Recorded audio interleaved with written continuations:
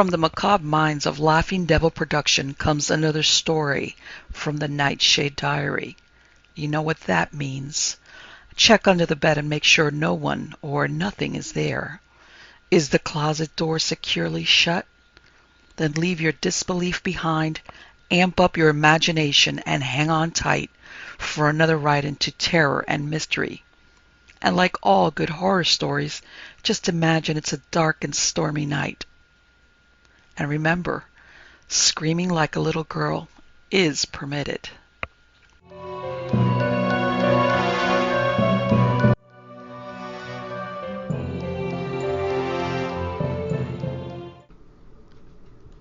The Werewolf by R. Chetwynd-Hayes.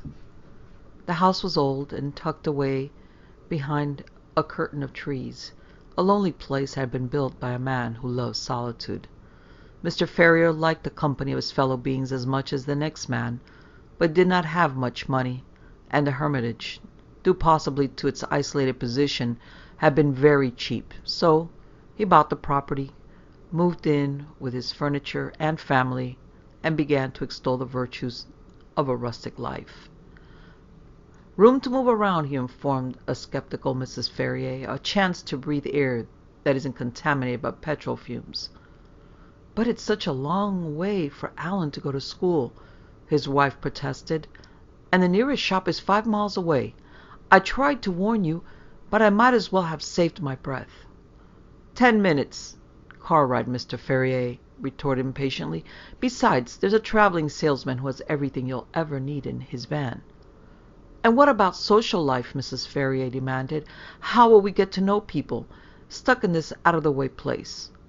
Other people have cars, haven't they? At least give the place a chance. If at the end of 3 months we find the solitude a bit too much, well, I suppose I'll have to look for another house nearer town. Alan was more than content with his new home. After years spent in a large industrial town, he found the rolling moors had much to commend them. He also discovered ruined farmhouses with frameless windows and gaping roofs, the exposed inner walls still retaining patches of flower-patterned wallpaper, and he wondered how long ago the last family had moved away, leaving their home to fall into decay. But one of these relics from a bygone age was not completely deserted. According to an old map which Alan borrowed from the public library, this particular ruin had been called Highborough, a very suitable name as the house stood on the summit of a fairly steep hill and commanded a splendid view of the surrounding countryside.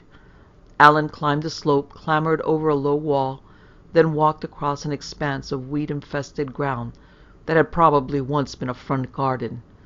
He mounted 3 crumbling steps and passed through an open doorway, then entered the narrow hall, where the stone floor was coated with dust and a large rat jumped down from a window ledge and went scurrying into a side room. The ceiling had either fallen down or been removed, and Alan could see the room above, which had an iron fireplace clinging precariously to one wall. Higher still were massive beams, each one festooned with writhing cobwebs, the naked bones of a dead house. Alan was about to leave, for there was an indefinable eerie atmosphere about the place, when he heard the sound of ascending footsteps, which seemed to come from beyond the gaping doorway, situated to the left of a dismantled staircase. The footsteps became louder and were intermingled at irregular intervals by an exceedingly unpleasant barking cough. Presently a figure emerged from the doorway and walked slowly into the hall. Alan saw a tall young man with a heavily bearded face and long matted hair that hung down to his slightly bowed shoulders, deep sunken eyes that were indescribably sad, and a set of perfect teeth which were revealed when he again coughed and gasped in a most alarming way. Alan waited until the man had regained his breath, then said, "I didn't realize there was anyone here. I was just exploring." The man wiped his brow on the sleeve of his ragged shirt, then spoke with a surprisingly cultivated voice. "That's all right, but I heard you come in and wondered who it could be. Haven't had a visitor for years. This place is rather off the beaten track." "Do you live here?" Alan inquired. The man jerked his head in the direction of the doorway. "Yes, down there. The cellars are still intact, if rather damp.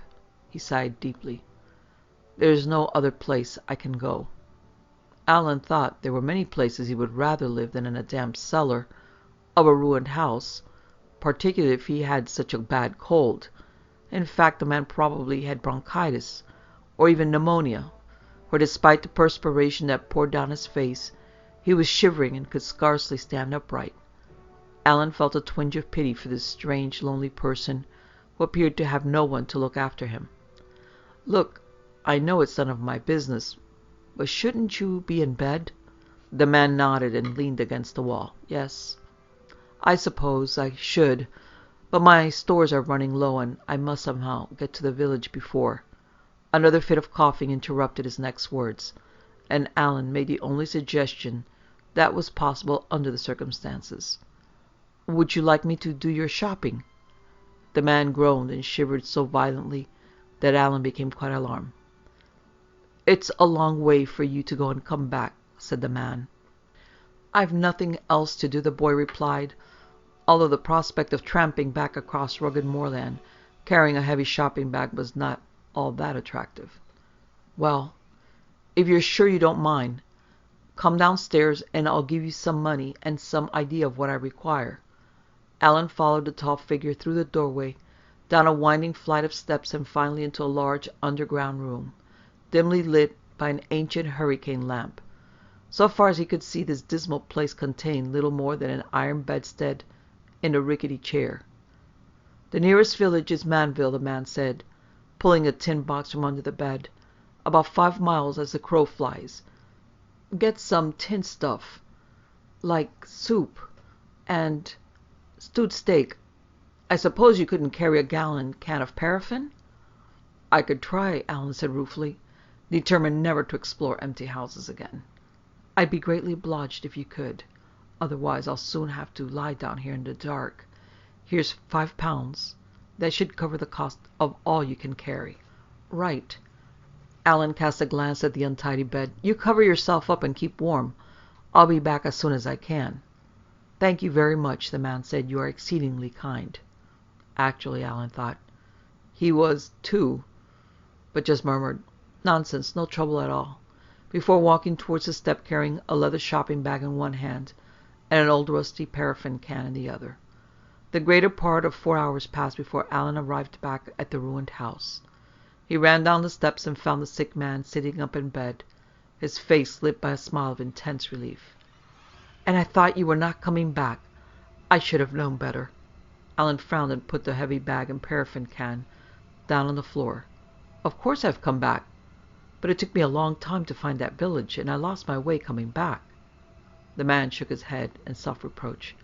Sorry, I shouldn't have said that. And it must have been very hard work lugging that bag and the can over the moors. What have you got? Alan began to remove tins of food from the leather bag. I spent most of your £5. There's tins of stewed steak, mixed vegetables, soups, and some nourishing rice pudding. Now, where's your cooking stove? The man nodded in the direction of a dark corner. Over there. You'll find a saucepan and a few odds and ends of crockery. Alan found the oil stove, and a very smelly, decrepit piece of apparatus it was too, and after lighting it he did some oxtail soup, which the man consumed with every sign of satisfaction. That's marvelous, he said. I'm beginning to feel much better already. Would you like some stewed steak now? Alan asked. The man shook his head. No, this will keep me going for a bit. Maybe I'll heat something up myself a little later on, but I must thank you for all your trouble. Not many lads of your age would have been so kind. That's all right. Alan began to back towards the steps. I'd better get back now, or my parents will start worrying. Would you like me to pop in tomorrow? For a while the man did not answer. Then he said quietly, I don't think you should. No, definitely not. Go away and forget you ever saw me. That would be best. Alan wondered if the man had done something wrong and was hiding from the police. It might well be the reason why he was living in this awful place. But he did not look like a criminal nor act like one. After all, he apparently went into Manville to do his shopping. So just before he ran up the steps, Alan said, Don't worry. I won't tell anyone you're here, and I will come to see you again. Mr. Ferrier brought Charlie Brinkley back from the grape and barleycorn, for he was determined to make friends with his nearest neighbors, even if they did live miles away. Charlie was a youngish man with a full red face, a mop of flaxen hair, and a hearty, familiar manner, which did not go down all that well with Mrs. Ferrier.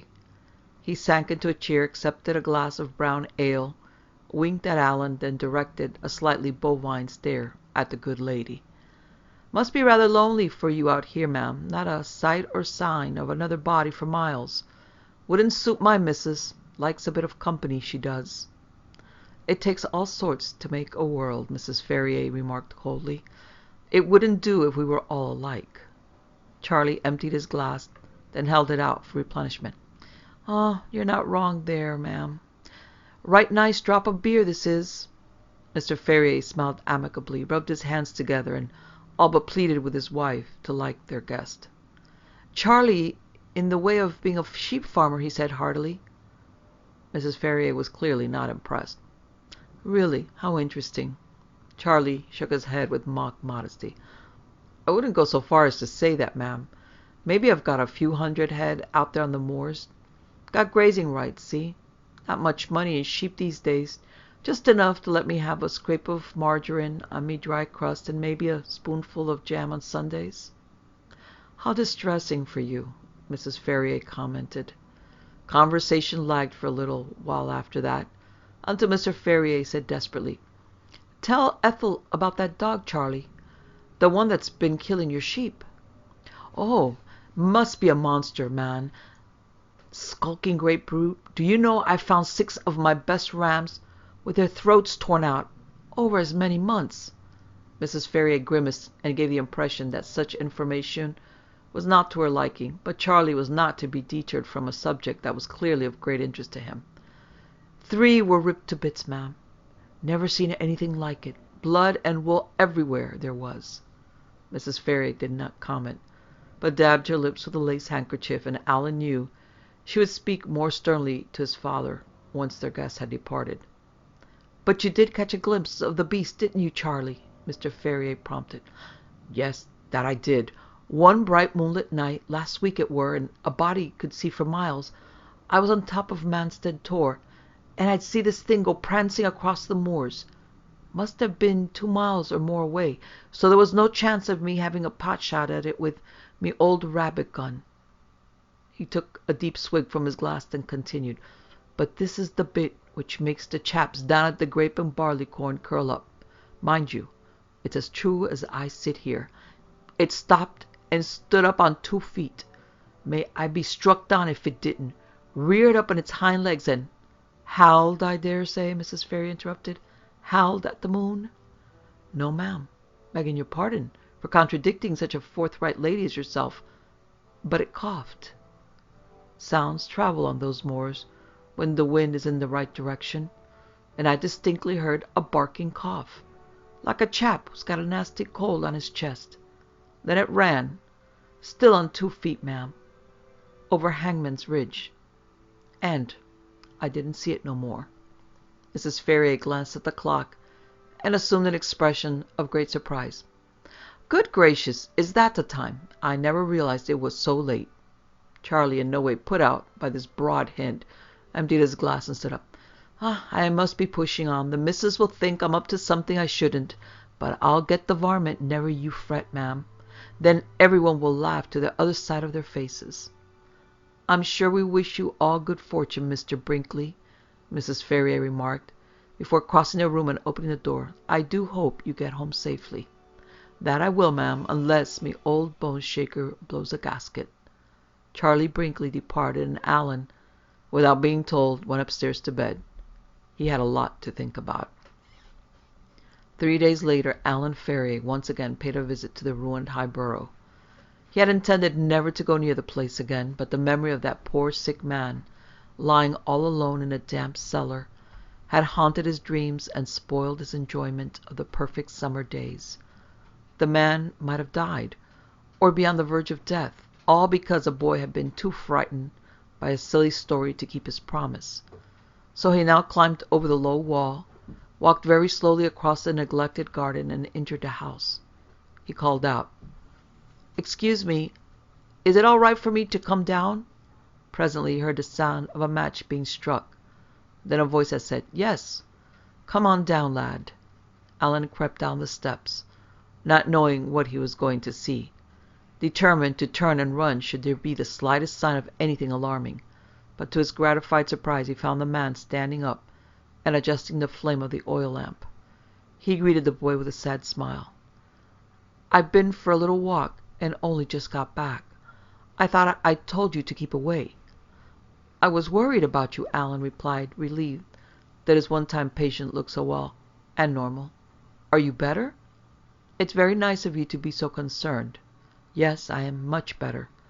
There's no fear of my dying, not from a cold." Alan looked around the room.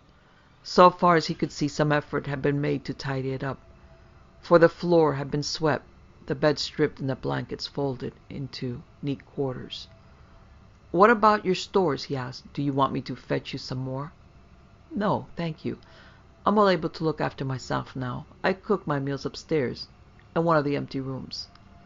Alan took a deep breath and braced himself to ask the question that had been partly responsible for the fear which had haunted him for 3 days. "Why do you live in this awful place?" "You have plenty of money. I saw lots of banknotes when you opened that tin box." The man sighed and pushed him gently towards the flight of steps. "Let's go up into the light of day, and I'll try to explain." They went up into the devastated hall and out into the overgrown garden. The man led his young friend over to the low wall. "Sit down, son, and listen very carefully. Once I lived in this house with my parents. That was a long time ago, and believe it or not, this was a very pleasant place then. My father farmed the entire expanse of this high ground, and although we were by no means rich, we were quite comfortably off. Then one day a stranger came to Highborough." The man stopped and stared sadly out across the wild moors. Alan knew he must not speak. He had to wait for the story to be completed. Presently the man continued. "A stranger, a tall, dark man with haunted eyes. He was lost, or so he said, and my father invited him to spend the night here. One full moonlit night. Never has anyone been so ill paid for an act of kindness." He lapsed into silence again, and Alan prompted gently. "What happened?" "What happened indeed. The stranger had a rare disease, and during that one night oh, most merciful God, I was infected. I became as he was. He went away next morning, but I remained to see my parents die of grief and horror, my old home crumble slowly to the ruin you see now, and watch 100 summers fade into autumn." 100? Alan gasped. "Yes, maybe more, for the rare disease has a strange side effect. I cannot grow old, or, as far as I know, die a natural death, but I can't expect you to believe that."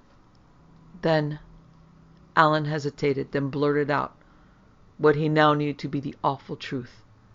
"Then you must be a werewolf." The man jerked his head round and looked down at the boy with shocked surprise. "You believe that? You can actually accept that I am cursed with the mark of the Pentagon? Indeed, must your generation be gifted with great knowledge." "I've seen lots of horror films," Alan explained, "and I always thought they were just fantasies. But a man called Charlie Brinkley saw what he thought was a large dog standing up on 2 feet, and it coughed as you did. So I put 2 and 2 together, and it must be awful to be a werewolf." The man nodded and recited the following words. "A man may be pure of heart and say his prayers at night, but into a wolf he will turn when the moon is full and bright." "You'll never kill people, though, have you?" Alan asked. The man frowned. "No, of course not. Wolves don't unless they're starving and there's no wildlife for them to hunt. But I appear to be rather partial to sheep. Disgusting, isn't it?" Certainly Alan thought that tearing sheep to pieces was not very nice, and he could only hope they had been killed first. However, he said gently, you can't help doing what you do. But that man called Charlie Brinkley says he's going to shoot you. Doesn't he have to use a silver bullet? The man shook his head. Shouldn't think so. An ordinary bullet can kill a werewolf, or at least injure him. Now, you have heard my story, and know why you must not come here again. But you only, turn into a wolf when there's a full moon. Alan protested. There's no reason why I shouldn't visit you during the day. I'm sure your parents wouldn't approve of you associating with a werewolf, the man said sternly. I know I wouldn't if you were my son. So, thank you once again for your help and kindness. Now you must go. And without so much as another word, he got up and walked quickly back to the house. Presently Alan climbed the low wall and wandered dejectedly down the hill and out across the moors. Every evening Alan would peer up at the gradually increasing disk of bright light and try to imagine how his friend in the ruined house was feeling, knowing he must soon be transformed into a dreadful monster. Then came the night when a full moon rode a cloudless sky, and Charlie Brinkley paid another visit to the hermitage. That awful man has just parked his dreadful car in our drive, Mrs. Ferrier informed her husband. I saw him from the bedroom window, and I'm sure he's drunk. That must be him ringing the doorbell now. Tell him I've got a headache. Charlie was not drunk, but very excited. Saw the brute again, he gasped, running across Blackheath. I had to come back for me gun. In fact, 2 guns. Thought you'd like to come with me, old chap. You can take up a position on Manstead Tor, and with me patrolling Hammond's Ridge, one of us should be able to pot him. Mr. Ferrier's eyes sparkled with excitement. Count me in. Hang on a second, and I'll have a word with the wife, and then I'll join you. Do we need my car? No. Have to walk most of the way. Alan, who had stationed himself in the hall, did not hesitate. He slipped out of the back door and ran up the narrow path which led to the moors. The wind, which in this wild place was like a wailing, never-resting ghost, tore at Alan's hair and seemed to be trying to hold him back with invisible arms. But he continued to trot forward, even though his laboring heart and rasping lungs warned him that the limit of endurance would soon be reached. He had no idea what would happen when, or should, he come face to face with a raging werewolf. There was only the overwhelming urge to warn his friend that 2 hunters would soon be on his track, each one armed with a loaded rifle. Manstead Tor stood out against the moonlit sky, a gently sloping hill that flowed up from a sea of heather to a grass-covered crown. Opposite, and about 1/4 mile away, was Hangman's Ridge, a long high mound that, according to local tradition, had at one time been a place of execution. Alan stopped running when he saw the sheep. They were bunched together on the lower slopes of the ridge, looking like a large grey shadow. They stirred uneasily when the boy approached them.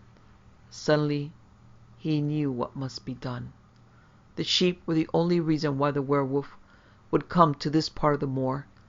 If he could drive them from the valley before his father and Charlie Brinkley arrived, then his friend might live to see another sunrise.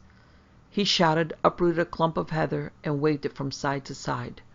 The sheep became a protesting, heaving mass that began to slowly move down into the valley as Alan raised his voice to a higher pitch. His was not an easy task, for the disturbed animals insisted on milling round in circles, and 1 or 2 would not budge at all, but stood still and stared at him with pathetic reproach. He finally managed to get them all on the move, and might well have succeeded in driving them from the valley, had not a sudden terrifying howl shrieked out from Hangman's Ridge. There was no controlling the sheep after that. They ran in every direction. They burrowed deep into the heather, bumped into each other, and raced up and down the slopes. When Alan raised his eyes, he all but turned and ran away himself. Long afterwards, he decided that not one film producer had ever laid eyes on a werewolf, for the creature that was advancing towards him bore not the slightest resemblance to any of the monsters he had seen in the cinema. The head was round, the ears large, hairy, and tapering to sharp points. The face, which was narrow and sloped down to the slavering mouth, was covered with black matted fur, but it was the eyes that made Alan wish he had stayed at home. They were sunken and bright red, little pools of liquid fire that appeared to gleam with ferocious hate. The body was that of a deformed man, bent shoulders, long arms that terminated in curved claws, the ghastly white skin sparsely covered by long strands of reddish hair. The creature still wore a torn shirt and a pair of stained grey trousers. The werewolf ran forward, its claws brushing the ground, then stopped when it reached the point that was just a few feet from the terrified boy. The grotesque head went back, the jaws slowly parted to reveal sharp pointed teeth. Then a low growl rose to a full-throated roar.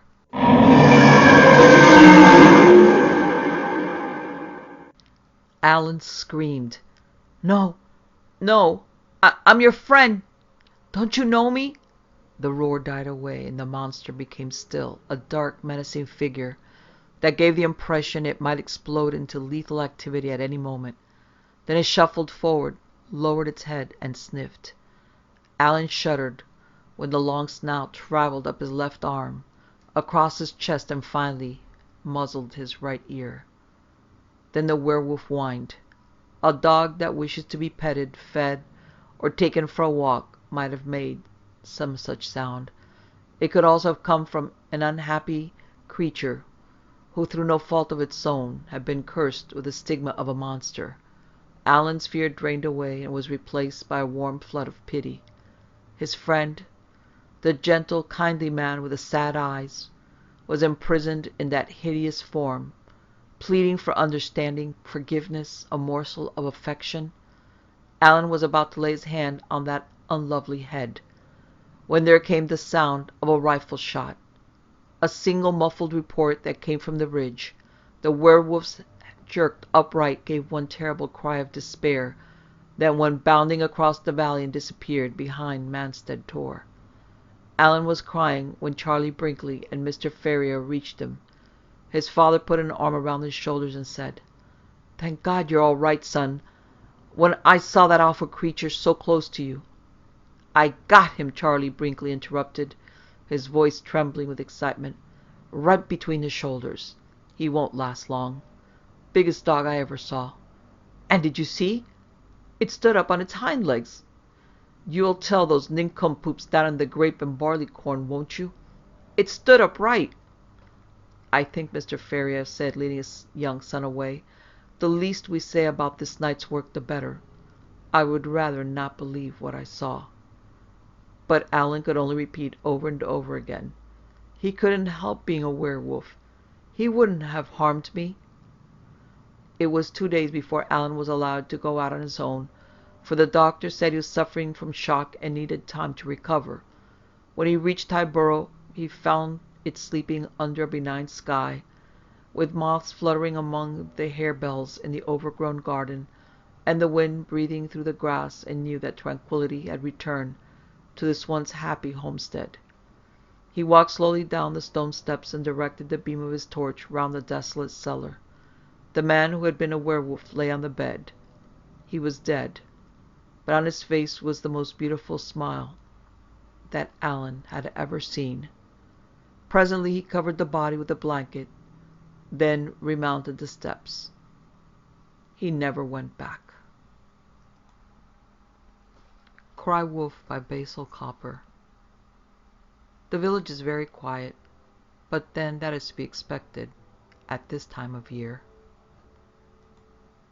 It stands in a notch of the frowning mountains far from the nearest town, and after all it is the main reason we bought the house.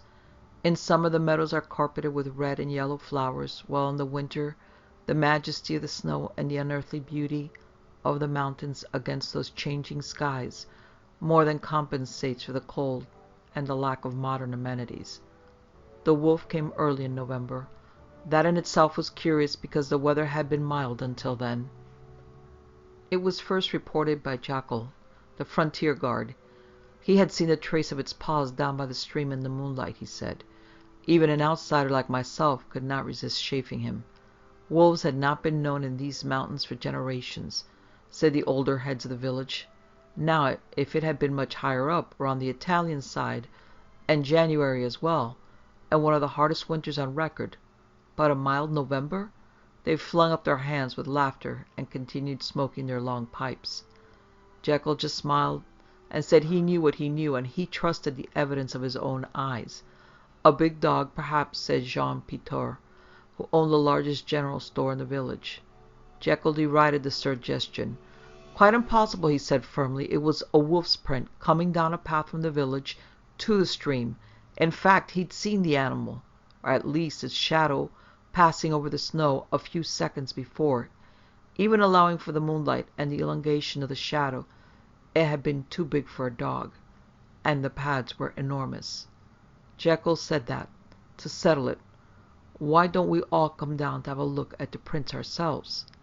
We were gathered in the auberge at the time, and it was warm and friendly, and the vintage was uncommonly good that year. So only a few of the less comfort-addicted spirits said they would go along. I went too, together with my son Andrew, who was eager to see the track of this fabulous beast. We had a disappointing afternoon. The village children were using the path as a toboggan slide after this new snowfall, and nothing remained by then. Let us try by the stream, said Jean le Couteur, who apart from owning a logging company was also mayor of the village. So aside from his natural authority, coupled with that of his office, it was also his duty to look into the matter. We drew a blank there too. Jekyll was puzzled and humiliated. He looked at the turned-up snow in disgust and scratched his head. He spat thoughtfully. Le Couteur remained on his knees for a moment, staring at the ground. "You are certain this is the place?" he asked the frontier guard. The latter turned and surveyed the length of the stream. "As you can see, the remainder of the banks are covered in virgin snow," he said simply. The mayor got to his feet and brushed down his trousers. "It seems as though someone has obliterated the tracks with a rough broom," he said in a puzzled voice. There was a general laugh among the men who had accompanied us, but I noticed we all went back to the village in a thoughtful frame of mind. That was the simple beginning, and nothing else happened for more than 2 weeks. Then a frightened child came running into the hamlet one evening to say he'd been chased by a big dog. The child was obviously terrified, and his clothes had been torn by something sharp and jagged, so his family were forced to take the story seriously. They sent for the mayor and the doctor, and within half an hour a search party was organized. I joined it naturally, and though Andrew was anxious to go, I told him to stay behind. He was only 15, and I knew that he might do something foolish in his excitement. We all got lanterns and big electric torches and thoroughly searched the track along which the boy had been coming. Sure enough, there were large paw marks right behind the half-impressions of the boy's running feet. There was no joking that night, and a noticeable tremulousness in the voice of some of those who made suggestions. Le Couteur sent back to the village for his rifle and a message summoning the best shots in the community. We left 2 men to guide them down. After the attack on the boy, the paw marks circled aimlessly and then started to go downhill. They followed the path the village children used as a slide, and then went into the stream and disappeared. This was strange in itself, as wolves avoid water except for drinking purposes. We were circling up and down when there was the crack of a rifle. "The opposite bank!" shouted Jekyll, his eyes bright with excitement. Smoke curled thinly from the barrel of his rifle. He pointed into the thicket on the opposite bank. We all distinctly heard a crackling noise following the shot. "Now perhaps you'll believe me," said Jekyll with quiet triumph. "If it satisfies you, this is serious enough," the mayor agreed. By now the riflemen from the village had arrived, alarmed by the shot, and disappointed at being cheated of a chance at getting the animal. The mayor led the way back in, having decided that it was too dark and dangerous to attempt to ford the stream and seek the beast out that night. He consulted with the doctor over the boy, who was found to have only minor scratches, and then telephoned the civil authorities to put them on their guard. The auberge was packed that evening, while we all debated the events of the day. When we got back to the house, I found the door locked. Andrew's voice, shaken and hushed, sounded from inside. He opened up when I called to him. "I was frightened, Father," he said. "I think the wolf was here about half an hour ago. I heard something padding round the house and a snarl like a dog, so I locked the door quickly." You were very wise, son, I comforted him. Shall we go and look for it, said Andrew. I got angry then. After all, Andrew was the only thing I had left in the world, now that his mother had gone. That is what we won't do, I said. If you've had your supper, get off to bed. The authorities will handle this. I telephoned the mayor, and presently another party arrived. We went over the ground minutely. We found the wolf's tracks outside the main balcony windows of the house. L'Écouteur looked grave. We'll have to keep the young people indoors after dark until this is over, he said. I'll see if we can get some extra rifles up from the militia until the beast is shot. We followed the tracks half-heartedly for a few hundred yards. We saw they went in the general direction of the village path before we turned back. A party sat up at my house drinking cognac into the small hours, discussing the affair. Nothing happened for a week. Then there were further scares. 2 little girls had looked from their window one night and had seen the wolf, as big as a cow, they said, though everyone allowed for their childish imagination, running across the meadow near their house. When their mother had come, alarmed by their screams, all they could see was a thin man running across the field, probably in pursuit of the wolf. Then 2 goats, which were kept under cover at Papa Grémillon's, one of the last farms at the edge of the village, were found half-eaten and with their throats torn out. A minor wave of panic swept the district. One of the most alarming aspects of the business was that the outhouse in which the goats were kept had been padlocked and the key left in the lock. Whoever had killed the goats, and the prints and evidence of the fierce struggle among the beasts pointed unmistakably to a wolf, had first unlocked the padlock and then turned the key again on leaving. When these facts became generally known, the unease became tinged with terror. L'Écouteur and I, and some of the more undaunted members of the community, talked the affair over for long hours in the auberge. It was while we were there, one bitter afternoon shortly after Christmas, that the rumor of the Loup Garou first came to be mentioned. A lot of superstitious nonsense among the hill people, snapped L'Écouteur. The legend of a man-wolf is as old as these mountains, he added, turning to me. There may be something in it, said someone further down the table.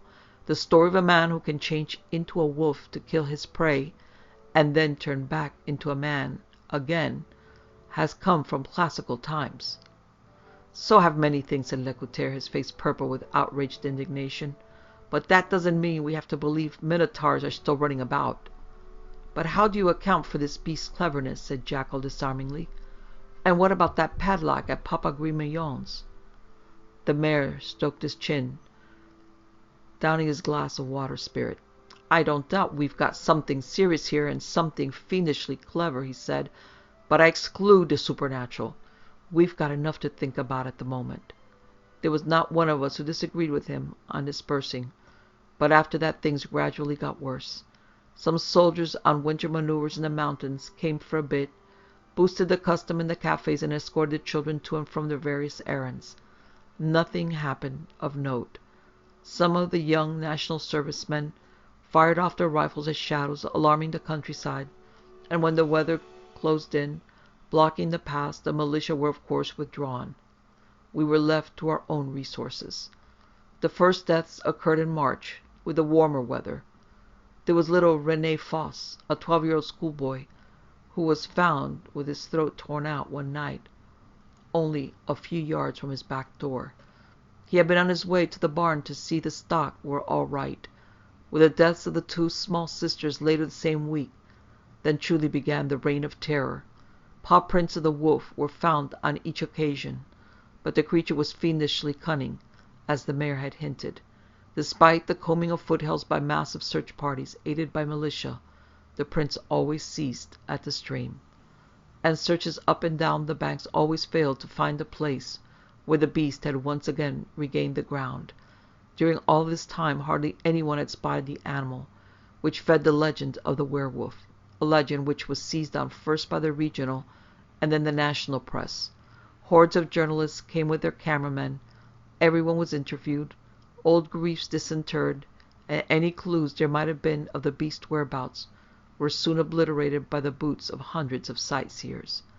Then at the end of March or early April, just before the snow was due to disperse, we had a report that an adult this time had been attacked.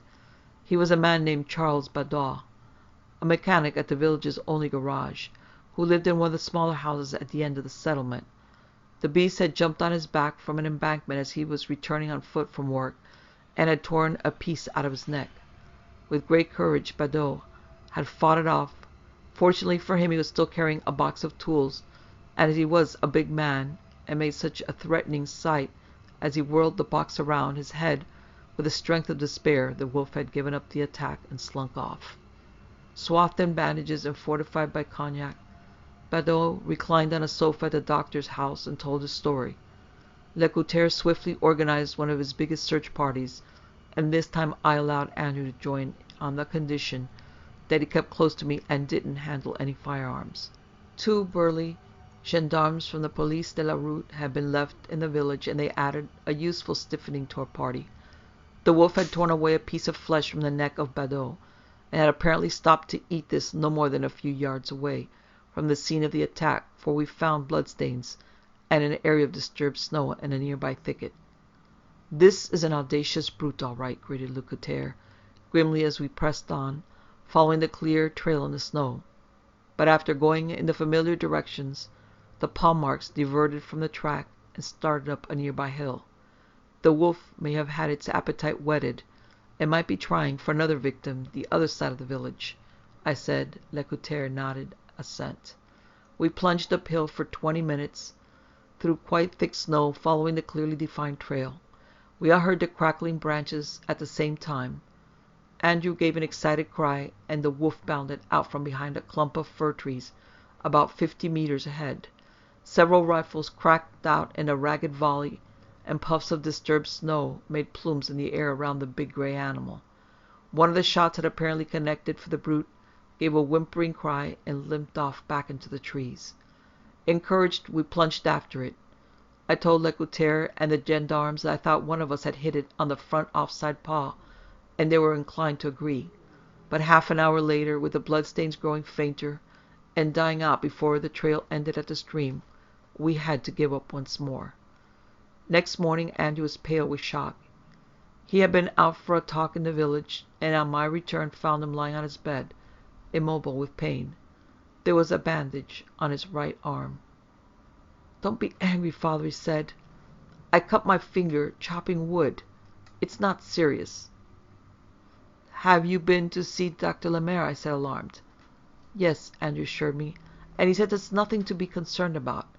More painful than anything else." "I'm glad to hear it, my boy," I said, "but you really must be more careful." Truth to tell, I was more worried than I cared to admit. But at supper time the color had come back into Andrew's cheeks, and he was eating with all his old appetite. The matter slipped my mind as the jangled state of nerves of the villagers gradually came to crisis point. Not that I blamed them, because I was by now almost as nervous at night time as anyone, despite the heavy Mauser pistol I kept by my bedside. The mayor had issued a ration of ammunition to every responsible male adult. Like him, I had no patience with the werewolf theories, which many of the villagers were quite openly advocating. But I had to admit that there were many terrible and unexplainable things about this horrifying series of events. Poor Baudot's neck was taking a long time to heal, and he had to be removed to a hospital in the major town 50 kilometers away. But for a miracle, we would have been following his cortege to the local cemetery as the latest in that series of pathetic funerals of earlier victims.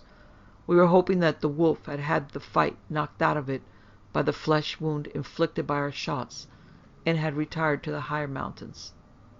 But it was not to be.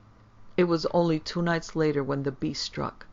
In some way known only to itself, it had secreted itself in a locked woodshed almost in the heart of the village. Its audacity was such that it had apparently stayed there all day. In the early evening, the unfortunate old woman who owned the nearby house had short run of fuel for the stove. Opening the door in the semi-darkness of the courtyard, she had had her throat torn out in the first onrush of the wolf, and had died immediately. The beast, not at all incommoded by its wound of 3 nights earlier, had dragged her off to another backyard nearby and had commenced its meal. This delay had enabled the hurriedly summoned shooting party to come up while the beast was still in the vicinity. Lecoultre was arguing with some of the more superstitious villagers as Andrew and I got there. "I tell you, could an animal have done this?" said a stolid elderly villager with a walrus mustache, after the problems of the locked shed had been explained. "C'est le Loup Garou." "Werewolf be damned," said Lecoultre, choking with rage. "Bullets will put paid to it, the same as any other wolf." I had just pointed out that the missing woman might still be alive, and that we ought to be following up the trail when the most dreadful growl came from the shadows. This was followed by a whirring noise mixed with the sound of snapping bone, which made several members of the party feel sick. We all set off through the maze of courtyards. Someone wheeled a motorcycle with a bright headlamp onto the scene.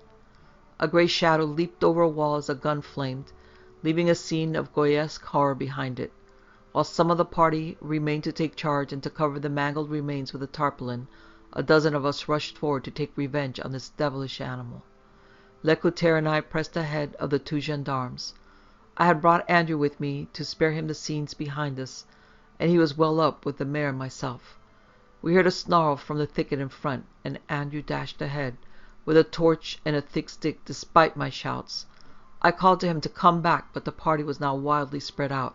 My main fear was flying bullets from excitable trigger fingers, as I didn't imagine that the wolf would stop.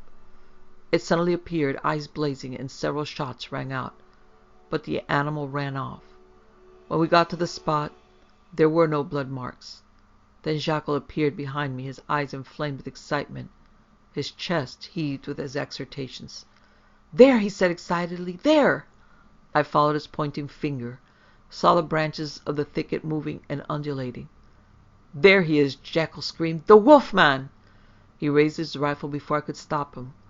The explosion fell like a heavy wound on my heart. A large body lurched from the thicket and rolled almost to our feet. I ran forward in horror. Andrew sprawled on the ground, darkness running from his mouth, soaking the snow. I lifted his head, hardly knowing what I was doing. His bandaged hand fell forward over his chest. There was a gasp from the search party behind us. Andrew opened his eyes. "I cut my finger chopping wood, father," he said very deliberately in English. "That is the truth." Then he died. "I believe you, my boy," I said. The group around us made way for Dr. Lamar. Powerful electric torches illuminated the scene. Jekyll, the frontier guard, was stammering in my ears. "Pardon, monsieur, a terrible tragedy, but I was right. Le Loup Garou, the bandage on his hand." I hardly heard him. There was a strange look of triumph in Jekyll's eyes, and I understood many things. As he turned away, I saw he, too, had a bandage on his right hand.